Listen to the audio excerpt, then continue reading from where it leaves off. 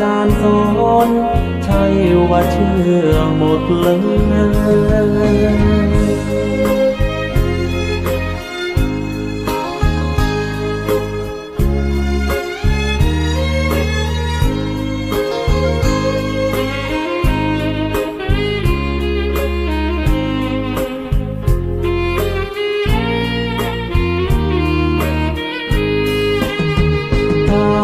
มาสูตรบทธรรมพระพุทธศาสตร์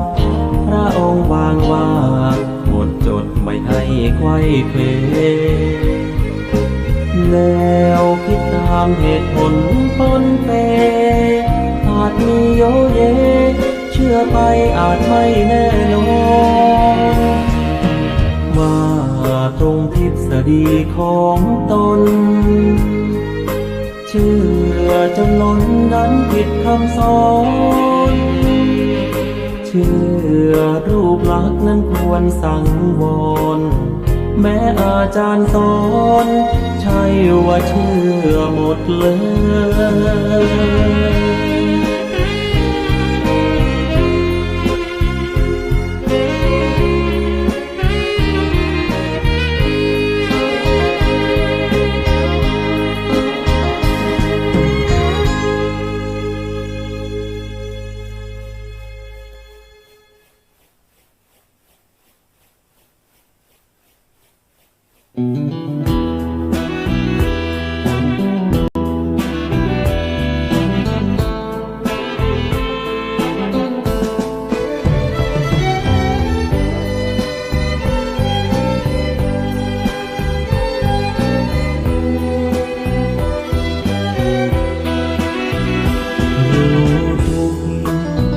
ละสมุทัยแจ้งนิโรธแล้วเจริญมรรคศีลสมาธิปัญญาเป็นหลักเพ่งออกไปเห็นตัวทุกข์ตัวดับรู้แจ้งประจักษ์แล้วผลักออกไปเรียนรู้พระอริยะเอาธรรมะนั้นบ่งแก้ไขผู้มีจิต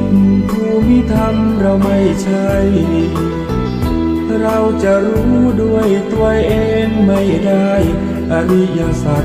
ตรัสไว้ให้เดินไปตามธรรมเจริญปัญญาในมรรคองค์แปดเป็นหลักนั้นงามเลิศล้ำรู้เนื้อรู้ตัวไม่ตกต่ำฝึกจิตฝึกใจให้ดื่มดำรู้รูปรู้นามแยกธาตุแยกขันธ์มองเห็นในไตรลักษณ์ว่าไม่เพียงสภาพแปรผันให้คงเดิมเป็นไม่ได้แท้นั้นวิปัสสนาเถิดพุทธชนทุกท่านอริยสัจสร้างสรรค์คือธรรมราชา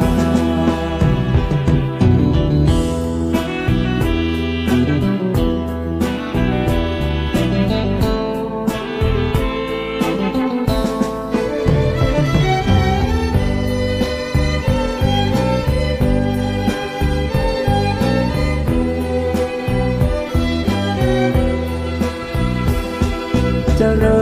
ญปัญญาในมรรคองค์แปดเป็นหลักนั้นงามเลิศล้ำรู้เนื้อรู้ตัวไม่ตกต่ำฝึกจิตฝึกใจให้ดื่มดำรู้รูปรู้นามแยกธาตุแยกขันธ์มองเห็นในไตรลักษณ์ว่าไม่ผิด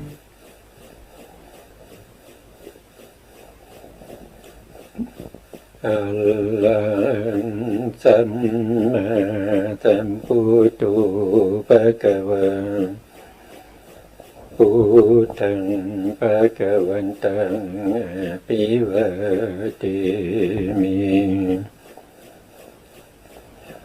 สวากขาโต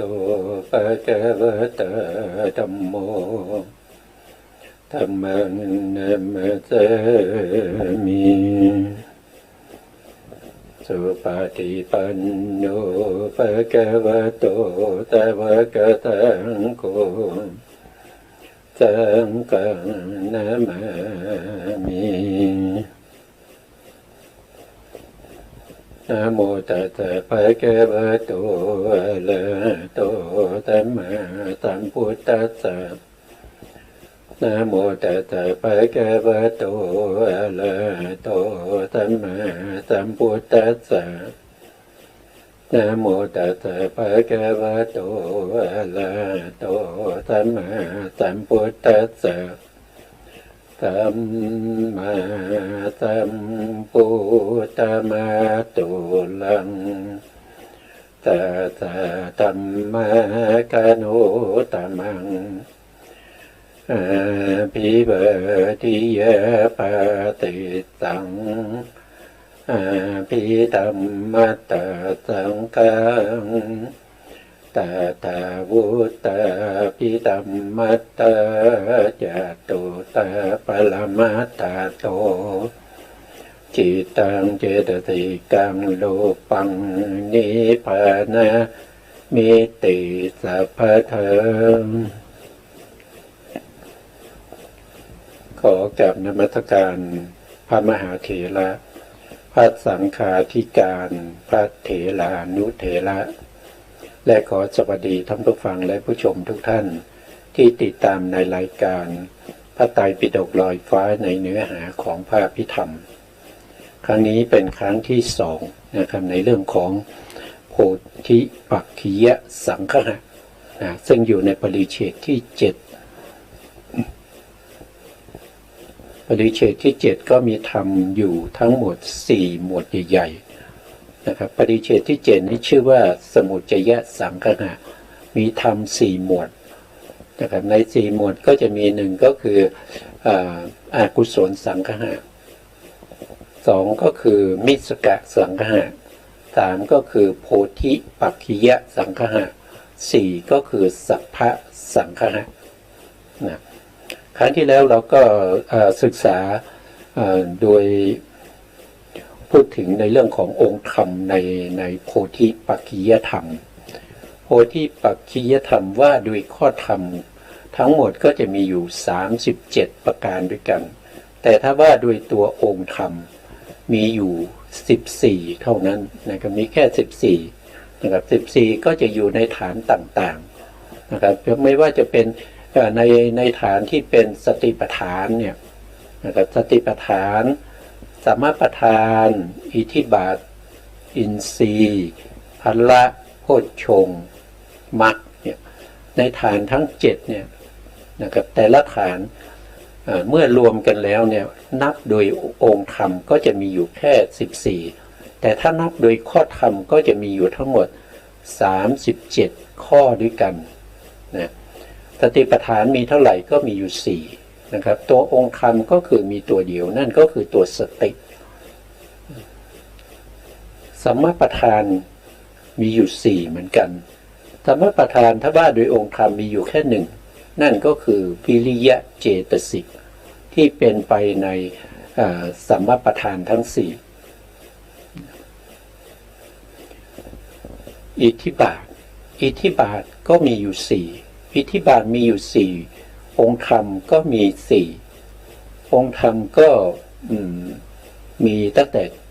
ฉันทะก็เป็นฉันทาธิปติเกิดในสาธิปติชวนะนะครับก็คือชวนะจิตที่ทำหน้าที่ชวนะแล้วก็จะต้องมีเหตุ2ขึ้นไปนะมีอยู่4ก็จะมี1ฉันทะเป็นอธิปดีก็จะเรียกว่าฉันทาธิปติฉันทาธิปติเป็นอธิปดีสภาวะอื่นๆที่เกิดร่วมกับฉันทะที่เป็นอธิปดีต้องคอยตามฉันทะ จะมีสภาวธรรมอย่างอื่นที่จะมาเสมอกับฉันทะซึ่งเป็นอธิบดีไม่ได้ฉันทะเป็นอธิบดีฉันทะต้องเป็นใหญ่แต่เพียงผู้เดียวนะนี่คืออาธิปตินะข้อที่สองก็คือวิริยาธิปติวิริยาธิปติก็คือองค์ธรรมก็คือวิริยะตัววิริยะเจตสิกวิริยะเจตสิกนี้เมื่อเป็นอธิบดีแล้วสภาวธรรมที่สัมปยุตกับวิริยะนั้นจะต้องคล้อยไปตามกับวิริยะจะมีตัวไหนที่มาขัดแย้งหรือว่าจะทำตัวเป็นเสมอกับวิริยะไม่ได้ถ้ามีธรรมที่เสมอกับวิริยะก็ไม่ใช่เป็นอธิบดีแล้วนะก็จะไปเป็นประเภทที่เป็นอินทรีย์หรือว่าจะไปเป็นพละก็ขึ้นอยู่กับว่าเราจะมาเรียกเขาว่าอย่างไรเพราะว่าอินทรีย์กับวิริยะก็ว่าโดยสภาวะเหมือนกันแต่ถ้าว่าโดยอักขระว่าโดยการเทศนาวิราชของพระพุทธองค์ก็แตกต่างกันบ้างนะองค์ธรรมที่สามในอาธิปตินะก็คือได้แก่จิตตาธิปติจิตตาธิปติก็คือจิตนะจิตเป็นตัวองค์ธรรมจิตก็เอาเฉพาะจิตที่เป็นชวนะแล้วก็มีเหตุสองขึ้นไปนะครับอันที่สี่ก็คือวีมังสาหรือวีมังสาธิปติวีมังสาธิปติว่าโดยองค์ธรรมก็คือได้แก่ตัวปัญญาหรือบางทีก็เรียกว่าเป็นอโมหะบางทีก็เรียกว่าเป็นวิชาแต่ในที่นี้เราจะเรียกว่าเป็นวีมังสาธิปตินะครับก็คือตัวปัญญาเมื่อปัญญาเป็นใหญ่เป็นผู้ปกครองเข้าถึงความเป็นอธิปดีสภาวธรรมอื่นๆที่เกิดร่วมกับปัญญาก็ต้องคล้อยไปตามปัญญาที่เป็นวีมังสาธิปติวีมังสาธิปติก็จะมีเฉพาะในส่วนที่เป็นโสภณะนะครับสัมปยุตธรรมที่เป็นโสภณะจิตนะแล้วก็มีเหตุสองทำหน้าที่ชวนะนะไม่เหมือนกับวิริยะนะวิริยะนี้เป็นได้ทั้งในส่วนที่เป็นอกุศลก็ได้ฉันทะในส่วนที่เป็นอกุศลก็ได้จิตในส่วนที่เป็นอกุศลก็ได้แต่ปัญญาที่น้อยลงเพราะว่าปัญญาเอาเฉพาะในส่วนที่เป็นโสภณะเท่านั้นนะครับก็ต่างกันด้วยจำนวนนะอันนี้คือวิริยาธิปตินะข้อที่สี่นะครับข้อที่สี่ก็คืออินทรีย์นะอินทรีย์ก็จะมีอยู่ห้านะครับก็คือมีสัตทินทรีย์ก็คือศรัทธามีความศรัทธาเลื่อมใสในสิ่งที่ควรเชื่อในเรื่องของกรรมและผลของกรรมเชื่อในการตรัสรู้ของพระสัมมาสัมพุทธเจ้าเชื่อว่าพระธรรมคำสั่งสอนของพระสัมมาสัมพุทธเจ้าเป็นธรรมที่นำออกจากทุกข์นะครับเป็นธรรมที่นำออกจากทุกข์ผู้ปฏิบัติพึงเห็นได้ด้วยตนเองพระอริยสงฆ์สาวกของพระพุทธเจ้าเป็นพยานเป็นผู้ที่ปฏิบัติเข้าถึงแล้วซึ่งอริยมรรคอริยผลมีนิพพานเป็นอารมณ์เชื่อในเรื่องของปัญญารู้แจ้งในอริยสัจธรรมในอริยสัจธรรมอย่างนี้เราเรียกว่าเป็นสติเป็นศรัทธานะครับเป็นศรัทธานะศรัทธามีความเชื่ออะไรก็คือเชื่อในสิ่งที่ควรเชื่อนะครับสิ่งที่ควรเชื่อนั้นจะต้องประกอบไปด้วยปัญญาด้วยนะครับจะต้องเป็นไปในปัญญาด้วยเพราะเขาเป็นอินทรีย์หมายความว่าในสัมปยุตธรรมเนี่ยสามารถที่จะมีอย่างอื่นที่สามารถเข้าถึงอินทรีย์พร้อมๆกันได้เป็นสภาวธรรมที่เป็นใหญ่เป็นผู้ปกครอง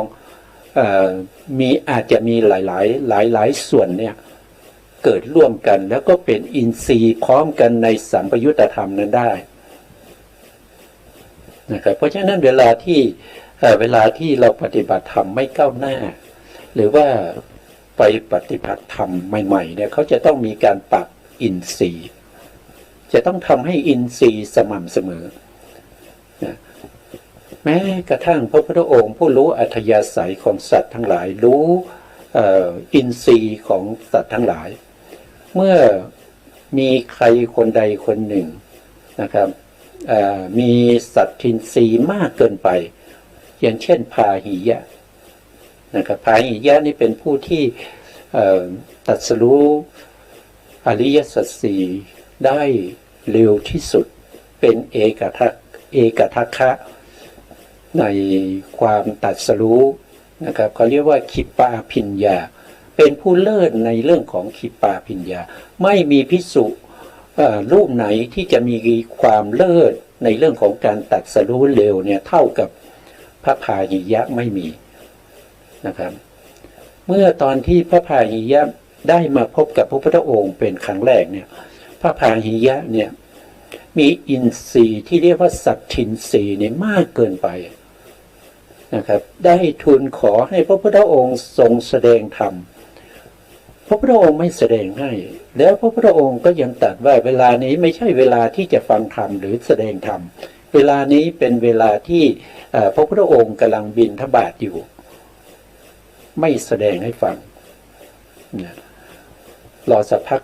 นะครับพระพาหิยะก็เข้าไปอีกนะเข้าไปอาราธนาให้พระพุทธองค์แสดงธรรมพระพุทธองค์ก็ตรวจสอบดูแล้วว่าอินทรีย์ยังไม่เสมอก็ไม่แสดงก็ตรัสบอกว่ายังไม่ถึงเวลานะรอไปก่อนนะครั้งที่สามนะพาหิยะเข้าไปทูลอาราธนาครั้งที่สามครั้งที่สามในพระพุทธองค์ตรวจสอบดูแล้วอินทรีย์ของพาหิยะเนี่ยศรัทธาเนี่ยมีกำลังเสมอกันกับปัญญินทรีย์สัตทินทรีย์กับปัญญินทรีย์เสมอกันวิริยินทรีย์กับสมาธินทรีย์เสมอกันสัตตินทรีย์เป็นหัวหน้าในอินทรีย์ทั้งห้า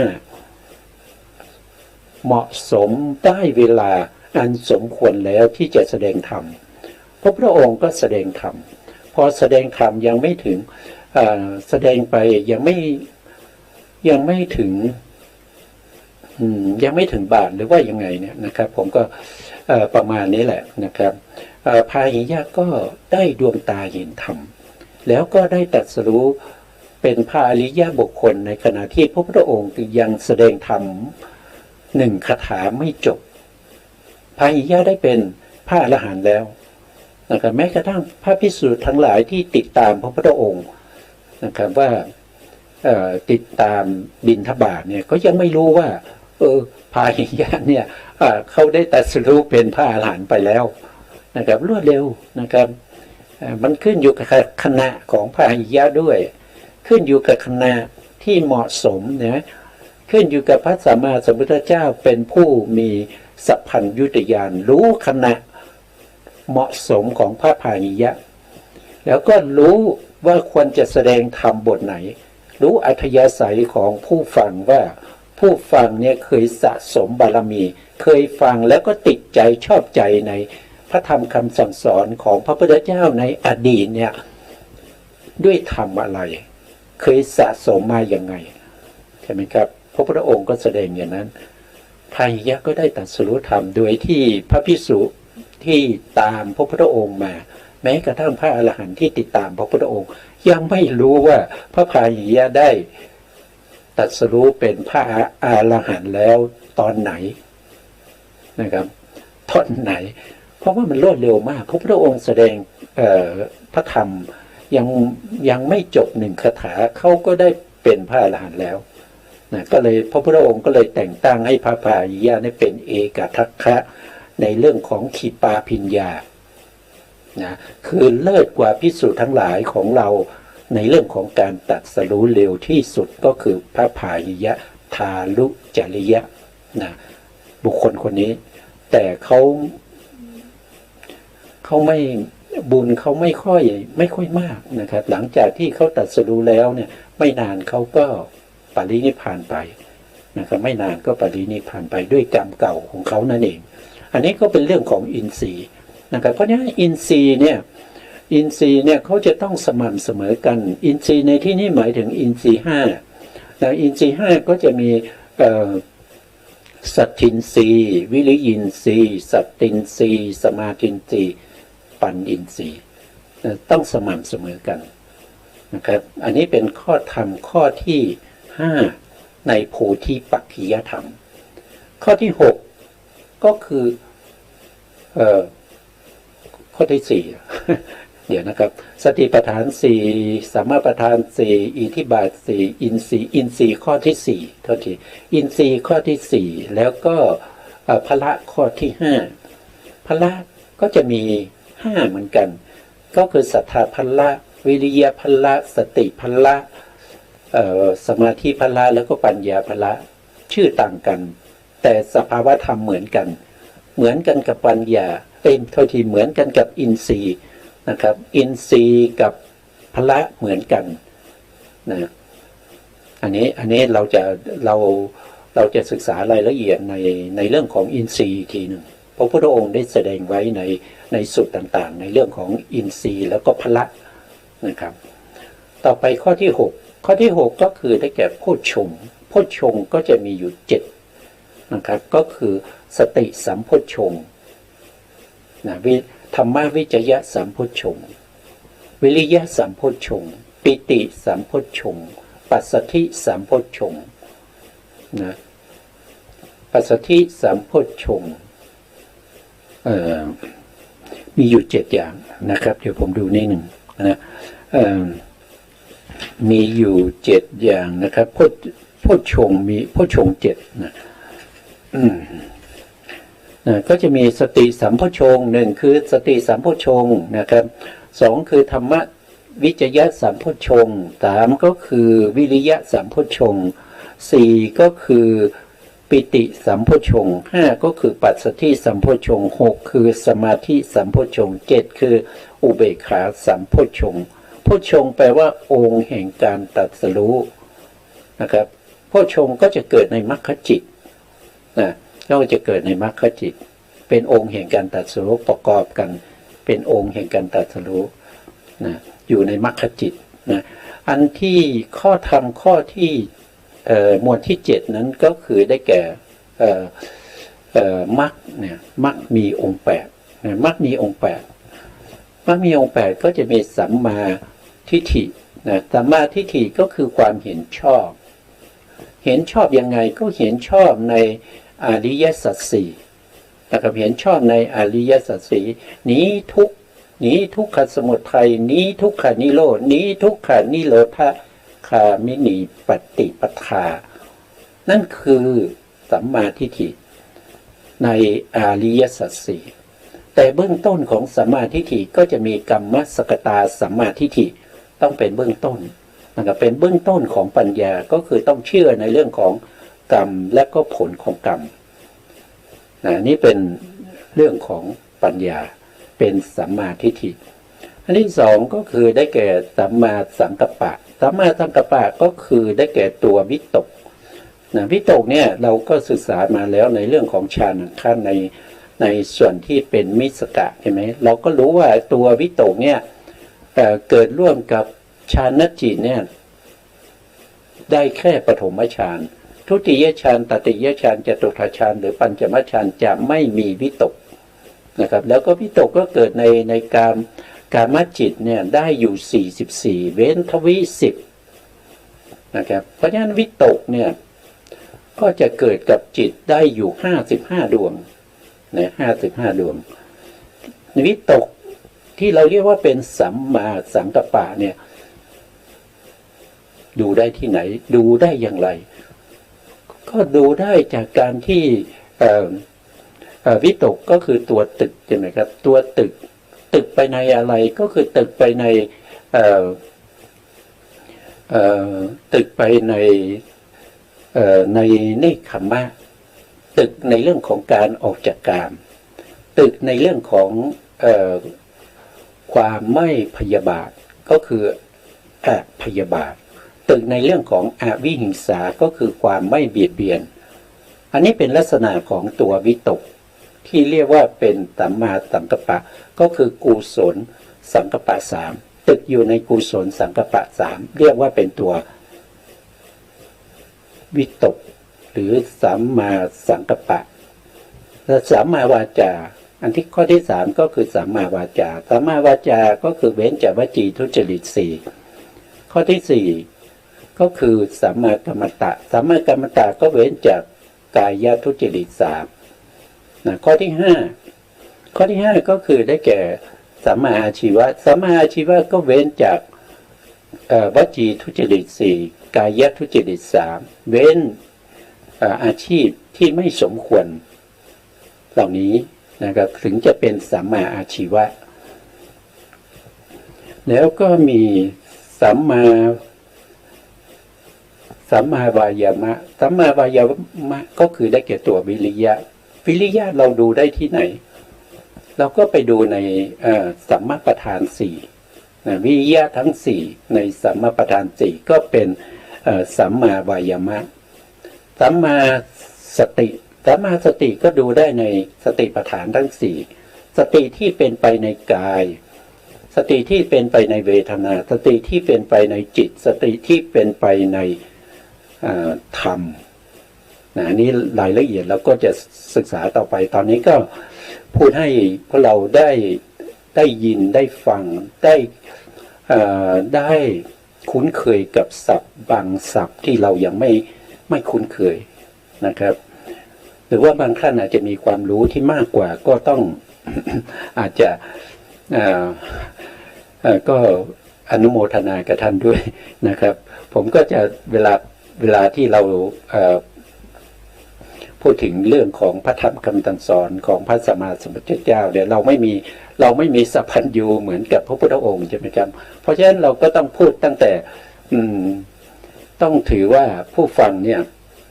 อาจจะไม่รู้นะครับหรือว่าบางท่านอาจจะรู้บ้างบางท่านอาจจะรู้มากกว่าผู้ที่กำลังแสดงธรรมหรือผู้ที่กำลังพูดนะครับมันก็เป็นไปได้นะครับมันก็เป็นไปได้สิ่งเหล่านี้มันเป็นธรรมดาอยู่แล้วนะสัมมาสติก็คือในเราดูได้ในสติปัฏฐานนะครับแล้วก็สัมมา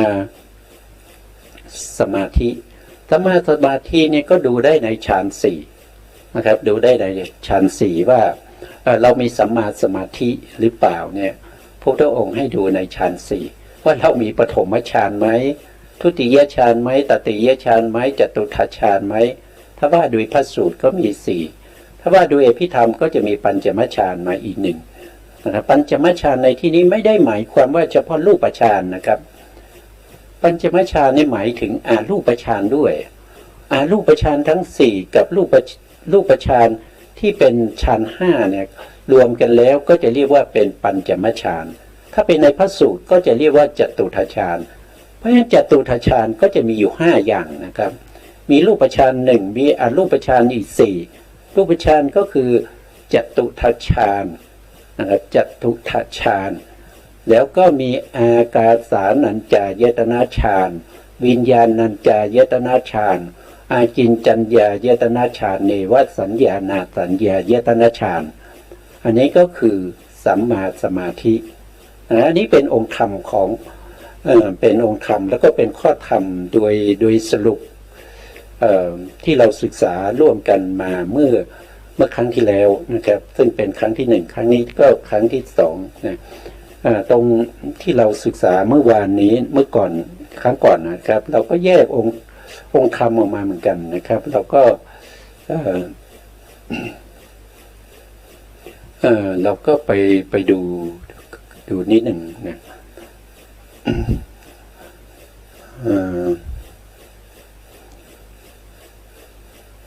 เดี๋ยวนะครับผมกำลังเต้นหน้าจอนิดหนึ่ง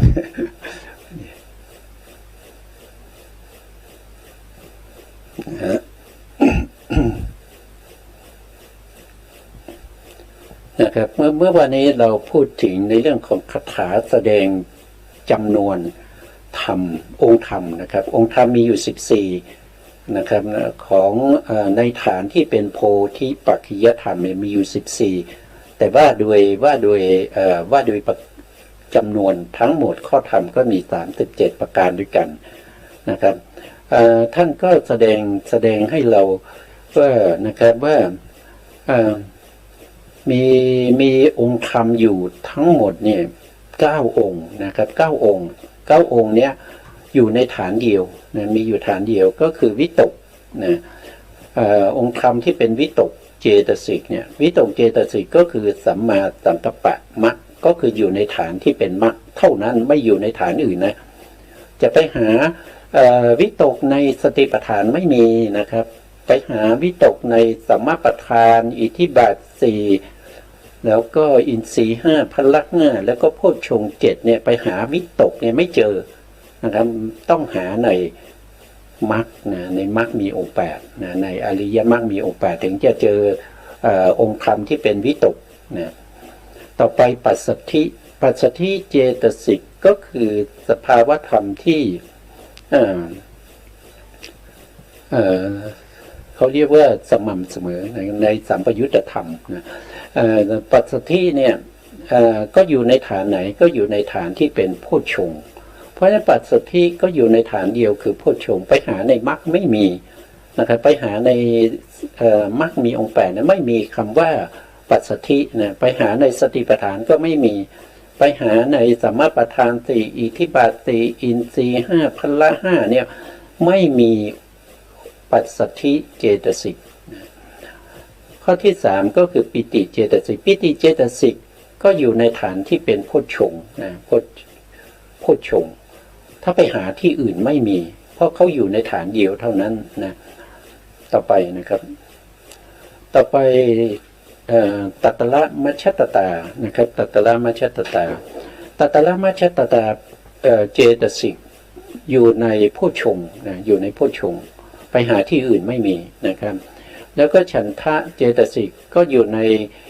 อิทธิบาทนะอยู่ในอิทธิบาทนะครับอยู่ใน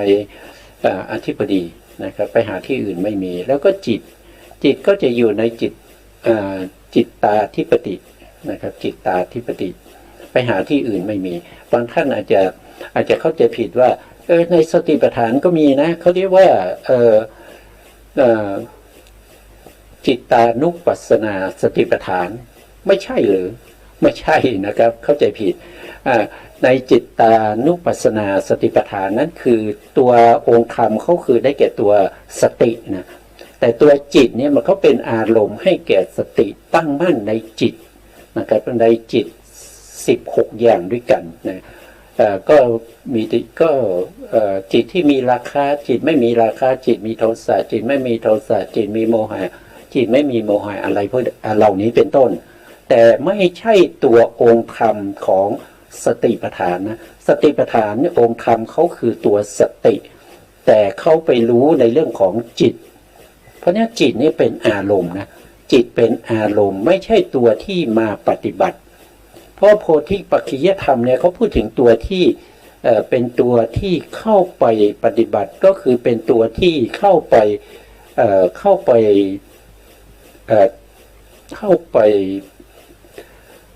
กำหนดรู้หรือว่าไป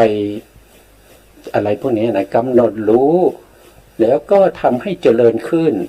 นะครับทำไมถ้าเราพูดไปแล้วก็จะมีสองถ้าว่าโดยอริยสัจสี่เนี่ยก็คือหนึ่งก็คือทุกขสัจนะครับทุกขสัจเป็นสิ่งที่ควรกำหนดรู้นะครับสมุทัยสัจเป็นสิ่งที่ควรละแต่ในที่นี้เราทำเฉพาะในส่วนที่กำหนดรู้แล้วก็ทำในส่วนที่เป็นภาวนาก็คือทำให้เจริญขึ้นนั่นก็คือเป็นมรรคเพราะฉะนั้นเราทำแค่2อย่างนั่นก็คือทำในเรื่องของการทุกขสัจก็กำหนดรู้มรรคสัจก็ทำให้เจริญก็คือภาวนาก็คือทำให้เจริญขึ้นไปนะครับส่วนที่เขาจะเป็นละในเรื่องของสมุทัยสัจนั่นเป็นหน้าที่ของสภาวธรรมที่เข้าไปละนะ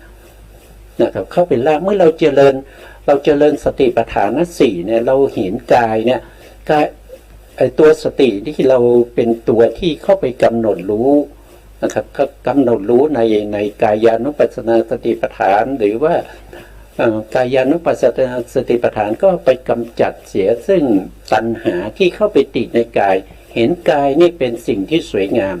เมื่อเรากำหนดกายานุปัสสนาสติปัฏฐานเรื่อยๆเนี่ยก็จะทำให้เราเห็นว่ากายนั้นมันเป็นของอสุภะมันไม่สวยมันเป็นสิ่งที่น่าเกลียดเป็นสิ่งที่เป็นปฏิกูลนะก็จะละในเรื่องของสมุทัยได้นะครับสมุทัยก็จะได้ละได้ด้วยการกำหนดรู้ในเรื่องของทุกขสัจเนี่ยนะก็จะเป็นลักษณะอย่างนี้แล้วก็สมุทัยก็จะถูกละด้วยสัมมาประธานสี่ใช่ไหมครับสัมมาประธานสี่เนี่ยก็คือความพยายามในการที่จะละอกุศลที่เกิดขึ้นในใจของเราอย่างเงี้ยเพราะฉะนั้นธรรมในหมวดที่เป็นโพธิปัจจยธรรมเนี่ยเขาเรียกว่าเป็นตัวที่เป็นองค์ธรรมที่เข้าไปอะไรเข้าไปปฏิบัติพูดง่ายๆก็คือปฏิบัติทำให้มันมีขึ้นทำให้มันเจริญขึ้นทำพวกนี้นะทำให้มีขึ้นทำให้เจริญขึ้นนั่นเป็นหน้าที่ของเราที่จะต้องทำนะครับส่วนเรื่องของจะเห็นนิพพานหรือไม่นั่นเป็นอีกเรื่องหนึ่งนั่นเป็นผลนะนั่นเป็นผลของการปฏิบัติเราไม่สามารถไปกำหนดได้ว่าเราจะทำนิพพานให้เกิดขึ้นอย่างเงี้ยมันนิพพานนี้ทำให้เกิดขึ้นไม่ได้นิพพานนี้เป็นอนัตตานิพพานเป็นสภาวะธรรมภายนอกแต่เมื่อเราปฏิบัติในเรื่องของการกำหนดรู้แล้วก็ทำให้มรรคนี้เจริญขึ้นเนี่ยมันเป็นหนทางให้เข้าสู่พระนิพพานนะมันเป็นหนทางไปสู่พระนิพพานพระนิพพานนี้จะน้อมมาใส่ใจเราไม่ได้พระนิพพานเป็นสภาวะธรรมที่อยู่ภายนอกเพราะฉะนั้นการที่เราจะเห็นพระนิพพานเราต้องน้อมใจออกไปหาน้อมใจไปหาพระนิพพานนะไม่เหมือนกับมรรคนะไม่เหมือนกับสภาวะธรรมที่เป็นโพธิปัจจยธรรมต้องน้อมเข้ามาในตัวนะต้องน้อมเข้ามาอยู่ในจิตในใจของเรามันก็จะแตกต่างกันมันก็แตกต่างกันในลักษณะของการปฏิบัติอย่างนี้นะต่อไปนะครับต่อไปถึงไหนแล้วเนี่ยนะข้อที่5ฉันทะนะฉันทะก็เป็นเจตสิกดวงหนึ่งก็คือความปรารถนานะปรารถนาในอารมณ์นะเพราะฉันก็อยู่ในฐานที่เป็นอธิปดีนะอธิปดีหรืออธิปติก็เป็นฉันทาธิปติฉันทะธิบาทนะฉันทาธิบาทนะจิตก็เหมือนกันนะครับนี่ถึงตรงนี้เนี่ยพูดถึงตรงนี้นะจิตตาธิปตินะครับก็ต่อไปข้อที่7ก็สัมมาวาจานะครับสัมมาวาจาเจตสิกก็เป็นเขาอยู่ในฐานที่เป็นมรรคนะเขาอยู่ในฐานที่เป็นมรรคนะสัมมากัมมันตะก็อยู่ในฐานที่เป็นมรรคสัมมาอาชีวะก็อยู่ในฐานที่เป็นมรรค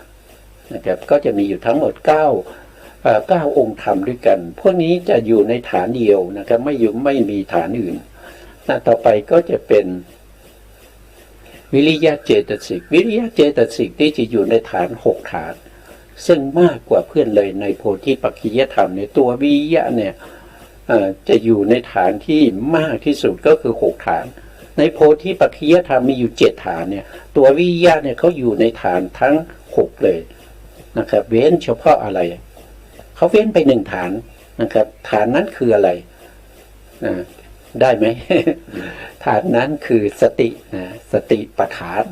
สติปัฏฐานนี่ไม่มีมันไม่มีในสติปัฏฐานนะสมปัฏฐาน4ก็มีอิทธิบาท4ก็มีอินทรีย์5ก็มีพละ5ก็มีโพชฌงค์7ก็มีมรรคมีองค์8ก็มีเขาอยู่ตัววิริยะเจตสิกจะอยู่ในฐานทั้ง6เลยในโพธิปัจจยธรรมมีอยู่7ฐานแต่วิริยะไปอยู่แล้ว6ฐานเขาไม่อยู่เฉพาะในส่วนที่เป็นสติปัฏฐานเท่านั้นนะครับต่อไปนะครับต่อไปก็คือตัวสตินะตัวสติอยู่ใน5ฐานนะครับตัวสตินี่อยู่ใน5ฐานก็คืออยู่ในฐานที่เป็นสติปัฏฐานนะฐ ฐานที่สองนะครับก็อยู่ในอินทรีย์ก็เป็นสัตตินทรีย์นะฐานที่สามก็เป็นพละก็เป็นสติพละฐานที่สี่ก็จะเป็นสติสัมโพชฌงค์อยู่ในฐานโพชฌงค์ฐานที่ห้าก็เป็นสัมมาสติก็อยู่ในฐานมรรคนะอยู่ในฐานมรรคนะอยู่ในห้าฐานเว้นอะไรนะครับสตินี้เว้นสั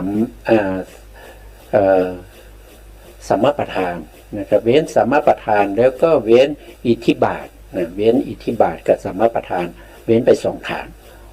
นะต่อไปก็คือเอกคตาเจตสิกหนึ่งดวงอยู่ในสี่ฐานอยู่ในสี่ฐานก็คืออยู่ในฐานที่เป็นอินทรีย์ก็เรียกว่าสมาธินทรีย์นะครับอยู่ในฐานพละก็เรียกว่าเป็นสมาธิพละอยู่ในฐานโพชฌงค์ก็จะเป็นสมาธิสัมโพชฌงค์อยู่ในฐานที่เป็นมรรคก็จะเรียกว่าเป็นสัมมามรรคสัมมาสมาธินะครับตัวที่สัมมาสมาธินะก็จะมีอยู่สี่ฐานเพราะฉะนั้นเขาจะเว้นไปอยู่สามฐานนะเขาไม่มีในสามฐานนั้นสามฐานนั้นคืออะไรหนึ่งก็คือสติปัฏฐานไม่มีนะครับแล้วก็สัมมาปัฏฐานไม่มีแล้วก็อิทธิบาทสี่ก็ไม่มีเว้นไปสามฐานนะต่อไปปัญญามีอยู่ห้าฐานนะปัญญามีอยู่ห้าฐานเว้นไปสองฐานนะปัญญาเว้นไปสองฐานก็คือไม่มีในสติปัฏฐานแล้วก็ไม่มีในสัมมาปัฏฐานสี่นะครับไม่มีนะครับมีอยู่สี่นอกนั้นมีนะนอกนั้นคืออะไรก็คือมีหนึ่งก็คือวิมังสาธิปติก็อยู่ในฐานที่เป็นอิทธิบาทแล้วก็ปัญญินทรีย์ก็อยู่ในฐานที่เป็นอินทรีย์ปัญญาพละก็อยู่ในฐานที่เป็นพละธรรมวิจยะสัมโพชฌงค์ก็อยู่ในฐานที่อยู่ในฐานสัมโพชฌงค์นะครับแล้วก็สัมมาทิฏฐิก็อยู่ในฐานมรรคนะครับก็อยู่ในห้าฐานนะแล้วก็ยังเหลืออีกดวงก็คือตัวศรัทธานะครับศรัทธาหนึ่งดวงนี้จะมีอยู่สองฐานนะศรัทธา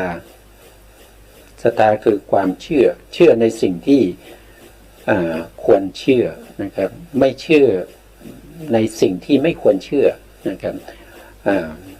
เรื่องความเชื่อในเรื่องศรัทธานี่ก็เป็นเรื่องใหญ่นะเป็นเรื่องใหญ่แล้วก็เป็นอริยทรัพย์ด้วยศรัทธาเนี่ยนะครับถ้าว่าโดยโพชฌงค์เนี่ย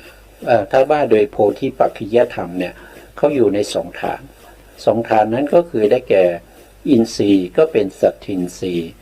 อยู่ในฐานพละก็เป็นศรัทธาพละนะครับอันนี้ต่อไปนะ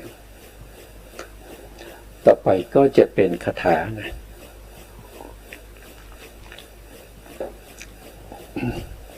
ต่อไปก็จะเป็นคาถาแสดงที่เกิดของโพชฌงค์ผมนะโทษทีครับคาถาแสดงที่เกิดของโพธิปักขิยธรรม37นะสัพเพโลกุตตะเลหนตินวาสังกะปะปีติโยโลกิเยปิยัตถาโยคังฉันพิสุทธิปาวติยังนะปาวติยังอันนี้หนึ่งคาถานะหนึ่งคาถามีอยู่4 บาทนะครับตรงนี้ก็เป็น1 บาทนะที่แยกไว้ตรงนี้นะครับตรงนี้ก็เป็นอีก1 บาทเนี่ยอันนี้แบบบาทที่2นะอันนี้ก็เป็นบาทที่3แล้วก็อันนี้ก็เป็นบาทที่4นะรวมกัน4 บาทก็เป็น1คาถาเนี่ยคำแปลก็จะอยู่ตรงนี้นะครับท่านแปลว่านะครับโพธิปักขิยธรรม37ประการทั้งหมดย่อมเกิดขึ้นได้ในโลกุตละจิตนะเกิดในโลกุตละจิตโลกุตละจิตจำได้นะครับว่าโลกุตละจิตมีอยู่8นะว่าโดยย่อเนี่ยก็คือมรรคจิต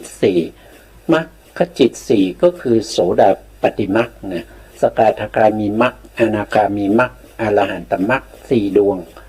แล้วก็มีผลจิตอีก4นั่นก็คือโสดาปัตติผลสกทาคามิผลอนาคามิผลแล้วอรหันตผล รวมแล้วก็จะมีอยู่8นะโลกุตละจิตนะโลกุตละจิตมีอยู่8นะว่าโดยย่อต่อไปนะสัมมาสังกัปปะมัคและปิติสัมโพชฌงค์ทั้งสองนี้ย่อมเกิดขึ้นในโลกุตละจิตบางดวงนะครับเกิดได้บางดวงเท่านั้นคืออะไรก็คือสัมมาสังกัปปะนะครับแล้วก็ปิตินี่คือปิติสัมโพชฌงค์นะปิติสัมโพชฌงค์เขาเกิดได้บางส่วนในมรรคท่านบอกอย่างนั้นนะเราก็ดูในแผนภูมินะเราก็มาดูในแผนภูมิเราพูดถึงโลกุตละนะครับโลกุตละนะโพธิปัจขิยธรรมเนี่ยเราก็พูดถึงในโลกุตละจิต8นะในโลกุตละจิต8เนี่ย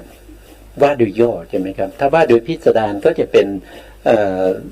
โลกุตละจิต40นะ40นะท่านบอกว่าโพชฌงค์37ประการนี้ย่อมเกิดในโลกุตละจิตแต่สัมมาสังกัปปะแล้วก็ปิติสัมโพชฌงค์เนี่ยเกิดได้เฉพาะจิตบางดวงเท่านั้นนะในโลกุตละจิตบางดวงนะครับไม่ได้เกิดทั้งหมดนะครับเราก็มาดูว่าเกิดกับดวงไหนได้บ้างนะครับเราก็ดูตรงนี้นะเราก็ดูตรงนี้นะที่พูดถึงวิตกใช่ไหมครับวิตกเป็นสัมมาสังกัปปะสัมมาสังกัปปะก็เกิดได้เฉพาะในปฐมฌานปฐมฌานก็คือแถวที่1นะครับแนวตั้งตรงนี้แนวตั้งตรงนี้นะเป็นตรงนี้แถวที่1เนี่ยแถวที่1เป็นปฐมฌานไม่ว่าจะเป็นมรรค4ผล4มีวิตกนะมีวิตกเจตสิกประกอบวิตกนั้นชื่อว่าเป็นสัมมาสังกัปปะพอขึ้นไปฌาน2นะครับที่เรียกว่าเป็นทุติยฌานมรรคมีอยู่4ทุติยฌานมรรค4ก็คือทุติยฌานโสดามรรคทุติยฌานสกทาคามีมรรคทุติยฌานอนาคามีมรรคทุติยฌานอรหันตมรรคผลก็มี4นะครับทุติยฌานโสดาปฏิผลทุติยฌานสกทาคามิผลทุติยฌานอนาคามิผลทุติยฌานอรหันตผลนี่คือทุติยฌานคือฌานที่2ฌานที่2ไม่มีวิตกไม่มีสัมมาสังกัปปะ เพราะถูกเว้นไปนะครับเพราะถูกเว้นไปด้วยสภาวะของตัววิตกเองเพราะว่าตัววิตกเป็นสภาวะธรรมที่ถ้าเราพูดไปเป็นสภาวะธรรมที่หยาบนะครับเป็นสภาวะธรรมที่หยาบเพราะฉะนั้นบุคคลที่เขาได้ปฐมฌานเนี่ยอารมณ์เขาจะหยาบตัวที่ทำให้หยาบนั่นก็คือตัววิตกต้องคอยยกจิตขึ้นสู่อารมณ์บ่อยๆนะต้องยกจิตขึ้นสู่อารมณ์บ่อยๆถ้าเผลอปุ๊บมันก็จะหลุดเผลอปุ๊บมันก็จะหลุดอย่างเงี้ยนะครับผู้ที่เขามีความชำนาญมีวสีในปฐมฌานเชี่ยวชาญในการเข้าออกฌานเขาจะรู้ได้ทันทีว่าที่เป็นอุปสรรคขึ้นฌานที่ละเอียดไม่ได้เนี่ยก็คือตัววิตกเนี่ยเป็นตัวที่คอยล้างไว้เป็นตัวที่คอยฉุดเอาไว้ไม่ให้ขึ้นฌาน2เพราะฉะนั้นเขาจึงมีความพยายามในการละวิตกถ้าเขาละวิตกได้เมื่อใดเขาก็จะขึ้นฌาน2ได้คือทุติยฌานได้นะเพราะฉะนั้นทุติยฌานจึงไม่มีวิตกตามสภาวะของตัววิตกเป็นสภาวะธรรมที่หยาบขึ้นฌาน2ขึ้นฌาน3ขึ้นฌาน4ขึ้นฌาน5ไม่ได้เพราะฉะนั้นผู้ที่ปฏิบัติก็ละตัววิตกมันละได้เมื่อไหร่ก็ขึ้นฌาน2ขึ้นฌาน2เมื่อไหร่เอาฌาน2นั้นมาเป็นบาตรแล้วก็เจริญวิปัสสนาถ้าเป็นปุถุชนก็ได้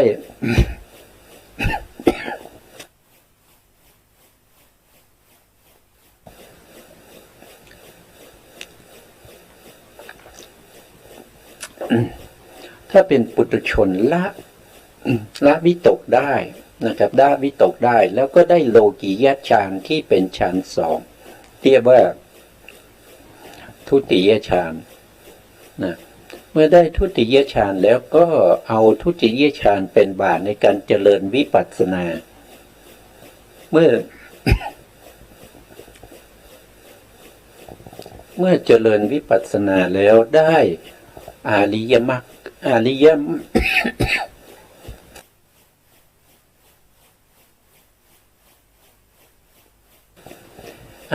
รรคนั้นเราจะเรียกว่าเป็นทุติยฌานโสดาปัตติมรรคนะครับช่วงนี้มีอาการหอบนะครับมีอาการหอบด้วยสภาวะอากาศอากาศไม่ค่อยดีก็เหนื่อยนะครับเป็นผมมีโรคประจำตัวก็คือหอบหืดนะครับเพราะฉะนั้นก็เลยถ้ามีเสียงแปลกๆนะครับมีอาการไอหรือว่าก็ขออภัยนะครับขออภัยไว้ณที่นี้กันแล้วกันนะครับก็ต่อนะเมื่อได้ฌานสองแล้วก็ใช้ฌานสองเป็นบาตในการเจริญวิปัสสนาแล้วก็ได้อริยมรรคอริยมรรคนั้นเรียกว่าทุติยฌานโสดาปัตติมรรคไม่มีตัววิตกนะครับไม่มีตัววิตกที่เป็นสัมมาสังกัปปะไม่มีสัมมาสังกัปปะไม่มีในฌานที่สองเพราะฉะนั้นถ้าใครถามว่าพระอริยบุคคลเนี่ยที่จะเป็นพระอริยบุคคลได้เนี่ยจะต้องประกอบด้วยมรรคมีองค์แปดเสมอไปใช่ไหมหรือว่าจะต้องมีมรรคมีองค์แปดเท่านั้นนี่ไม่ถูกนะครับไม่ถูกนะผู้ที่จะได้มรรคมีองค์แปดนั้นจะต้องอยู่ในปฐมฌานนะครับจะต้องเป็นปฐมฌานโสดาปัตติมรรคปฐมฌานสกทาคามีมรรคปฐมฌานอนาคามีมรรคปฐมฌานอรหันตมรรคเท่านั้นหรือว่าเป็นบุคคลที่ไม่เคยเจริญวิปัสสนาเลยขอโทษทีไม่เคยเจริญโลกิยฌานมาก่อนเลยไม่เคยได้ฌานมาก่อนแต่ก็เจริญวิปัสสนาโดยตรงนะครับใช้คณิกะสมาธิในการเจริญวิปัสสนาจนได้เป็นพระอริยบุคคลเขาก็ได้ฌานนะเขาได้โลกุตละฌานโลกุตละฌานนั้นจะอยู่ในปฐมฌานของโลกุตละฌานนะครับเพราะฉะนั้นพระอรหันต์หรือว่าพระอริยบุคคลเนี่ยทุกท่านเนี่ยจะต้องมีฌานนะแต่พิเศษว่าบางท่านอาจจะมีฌานสองประเภทก็คือโลกิยฌานกับโลกุตละฌานนะโดยทั่วไปที่เจริญเฉพาะวิปัสสนาก็จะได้เฉพาะฌานที่เป็นโลกุตละนะครับได้เฉพาะฌานที่เป็นโลกุตละนะเพราะฉะนั้นชั้นสองชั้นสามชั้นสี่ชั้นห้าเนี่ยไม่มีตัววิตกที่เราเรียกว่าเป็นสัมมาสังกัปปะนะสัมมาสังกัปปะไม่เกิดนะครับไม่เกิดในฌานที่สองที่เป็นโลกุตละในฌานที่สองไม่มีนะครับไม่มีนะไม่เกิดนะท่านก็บอกตรงนี้นะครับย่อมไม่เกิดในโลกุตละทุติยฌานจิตขึ้นไปเนี่ยท่านบอกไว้อย่างนี้นะต่อไปปิติสัมโพชฌงค์นะปิติสัมโพชฌงค์ปิติสัมโพชฌงค์ย่อมไม่เกิดในโลกุตละโลกุตละจตุทฌานเนี่ยตรงเนี้ยจตุทะนะจตุทฌานนะครับจตุทฌานและปัญจมฌานนะเราก็มาดูนะครับเราก็มาดูแผนภูมินิดหนึ่งนะท่านบอกว่าปิตินะ ปิตินี้ก็เป็นองค์ฌานปิติเป็นองค์ฌานที่สามนะองค์ฌานนี้มีอยู่ห้านะครับโดยที่เรารู้เนี่ยมีอยู่ห้านะครับมีอยู่ห้าที่จริงมีหกนะมีอยู่หกนะครับหกนี้จะเกิดขึ้นในปัญจมฌานเท่านั้นนั่นคืออุเบกขานะครับอุเบกขาตรงนั้นจะเป็นตัตตละมัชฌตตาเจตสิกนะครับชลังคุเบกขานะครับเป็นชลังคุเบกขาองค์ธรรมได้แก่ตัตตละมัชฌตตานะทีนี้เรามาดูปิติกันปิติเป็นองค์ฌานเป็นองค์ฌานที่สามองค์ฌานที่หนึ่งได้แก่วิตกองค์ฌานที่สองได้แก่วิจารองค์ฌานที่สามได้แก่ปิติองค์ฌานที่สี่ได้แก่สุของค์ฌานที่ห้าได้แก่เอกคตานะมีอยู่ห้าองค์ฌานด้วยกันในห้าองค์ฌานเนี่ยพอขึ้นชั้นสองเนี่ยเขาละวิตกได้นะเขาละวิตกนะครับ พอขึ้นจากชั้น2ไปชั้น3เนี่ยเขา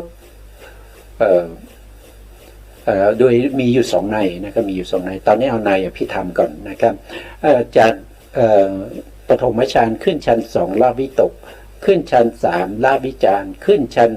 4ละปิติขึ้นชั้น5ละสุขนะครับขึ้นชั้น5ละสุขแต่ชั้น5นี่มีองค์ฌาน2นะเมื่อเขาละไป4ก็จะเหลือเอกคตาแล้วก็มีองค์ฌานเพิ่มมาใหม่นั่นก็คืออุเบกขาในที่นี้คือตตรมัชฌตตาที่เรียกว่าฉลังคูเบกขานี่เป็นฌาน5หรือถ้าเราพูดโดยพระสูตรเนี่ยท่านก็จะพูดไว้แค่4ฌาน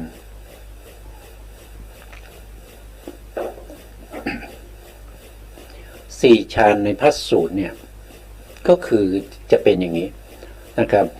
ปฐมฌานเนี่ยจะมีองค์ฌาน5มีทั้งวิตกวิจารปิติสุขเอกคตามีครบเลยปฐมฌานพอขึ้นชั้น2นะครับขึ้นชั้น2เนี่ยเขาจะละวิตกกับวิจารเลยนะเขาจะละพร้อมกันเลยละได้ทั้งวิตกแล้วก็วิจารในทุติยฌานนะขึ้นชั้น2เนี่ยไม่มีวิตกกับวิจารจะมีเฉพาะปิติสุขแล้วก็เอกคตานะครับก็จะมีอย่างนี้ทีนี้ถ้าขึ้นชั้น3นะครับขึ้นชั้น3เขาก็จะละปิติเขาละปิตินะชั้น3ก็จะมีเฉพาะสุขกับเอกคตาชั้น3นะว่าโดยพระสูตรนะมีอยู่4ฌานไม่ถึงฌาน5นะครับเพราะว่าทุติยฌานเขาละวิตกวิจารนะครับแล้วก็ตติยฌานละปิตินะครับละปิตินะครับนะแล้วก็ชั้นที่4ก็จะละสุขนะครับละสุขก็จะมีองค์ฌานอยู่2เหมือนกันนั่นก็คือได้แก่เอกคตาแล้วก็เอาอุเบกขามาเป็นองค์ฌานด้วยอุเบกขาในที่นี้ก็คือตตรมัชฌตาที่พูดไปนะครับเพราะฉะนั้นเราก็มาดูนะครับเราก็มาดูรายละเอียดตรงปิตินะปิติสัมโพชฌงค์ย่อมไม่เกิดในโลกุตตรจตุทัชฌานและปัญจมฌานจตุทัชฌานว่าไปโดยพระวินัยปัญจมฌานว่าโดยพระอภิธรรมหรือจตุทัชฌานก็จตุกนัยในอภิธรรมก็จะเป็นปัญจกนัยนะครับอันนี้ท่านก็บอกชัดเจนนะปิติเนี่ยไม่เกิดในฌาน4นะในจตุกนัยไม่เกิดในฌาน5ในปัญจมนัยปัญจกนัยนะครับโพธิปักขิยธรรม37เหล่านี้เมื่อเวลาสำเร็จเป็นวิสุทธิทั้ง6นะวิสุทธิทั้ง6วิสุทธิทั้ง6ก็คือเริ่มมาตั้งแต่ศีลวิสุทธินะครับก็คือความบริสุทธิ์แห่งศีลนะความบริสุทธิ์แห่งศีลเรียกว่าศีลวิสุทธินะครับ2ก็คือความบริสุทธิ์แห่งความเห็นนั่นก็คือได้แก่จิตตวิสุทธินะ3ก็คือทิฏฐิวิสุทธิ4ก็คือกังขาวิตรณวิสุทธิ5คือมัค